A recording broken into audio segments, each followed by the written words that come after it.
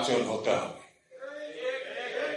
আপনি ডেট যদি না দিতে পারেন আমরা একটু অপেক্ষা করবো, তাহলে আমরা ডেট দিয়ে দেবো। ওখানে গিয়ে বলছে জাপানে 1 লক্ষ লোক যাবে।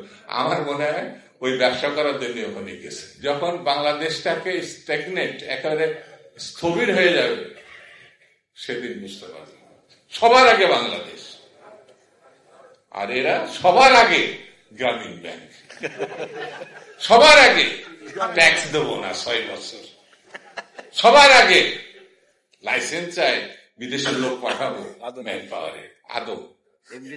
আর ওখানে গিয়ে বলছে জাপানে 1 লক্ষ লোক যাবে। আমার মনে হয় ওই ব্যবসা করার জন্য ওখানে গেছে।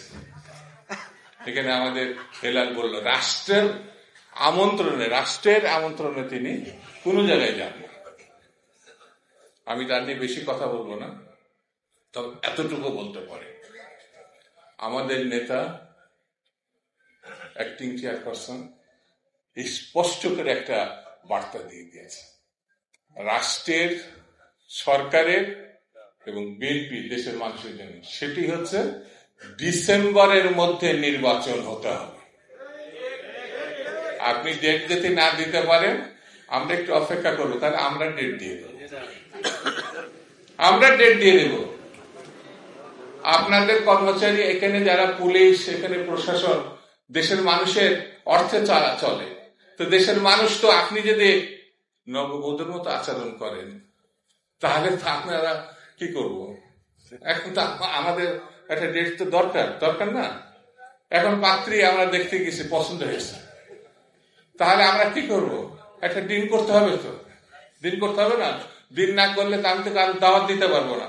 ভাই বৈশাখ মাসে 1 তারিখে এসেন, আমার মেয়ের বিয়ে অথবা আমার ছেলের বিয়ে, আপনি দিন করবেন না, দাওয়াত দেন আবার কি করে? খুব পরিষ্কার করে বলি ভাই, আমরা এখন একটা বয়সে এসে, আমরা তো ছাত্র রাজনীতি করতাম, আমার এখানে যারা আছে একসময় সবাই ছাত্র রাজনীতি করতো। ছাত্রদল কিন্তু এখনো মাঠে আছে, বিএনপি মাঠে আছে, যুব দল মাঠে আছে, শ্রমিক দল মাঠে আছে, স্বেচ্ছাসেবক দল মাঠে আছে, মহিলা দল মাঠে আছে। তারেক রহমান এখনো চূড়ান্ত কথাটা বলে নাই, আমরা মাঠেই আছি। যখন চূড়ান্ত কথাটা বলবে, কালকে কিন্তু ঢাকা শহরে অনেকে বেরোতে পারে না। যখন বাংলাদেশটাকে স্ট্যাগনেট একেবারে স্থবির হয়ে যাবে সেদিন বুঝতে পারবে। আপনার গোষ্ঠী বলবে যে ট্যাক্স সরাতে পারেন না, তাহলে কি করলেন?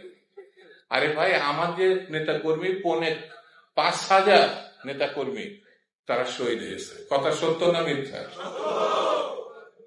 সেটা কিন্তু বলবে না যে বিএনপি তারেক রহমান সাহেবের নেতা কর্মী 5,000 16 বছরে নিখোঁজ অথবা গুম হয়েছে। এম ইলিয়াস আলীর নাম শুনছেন না?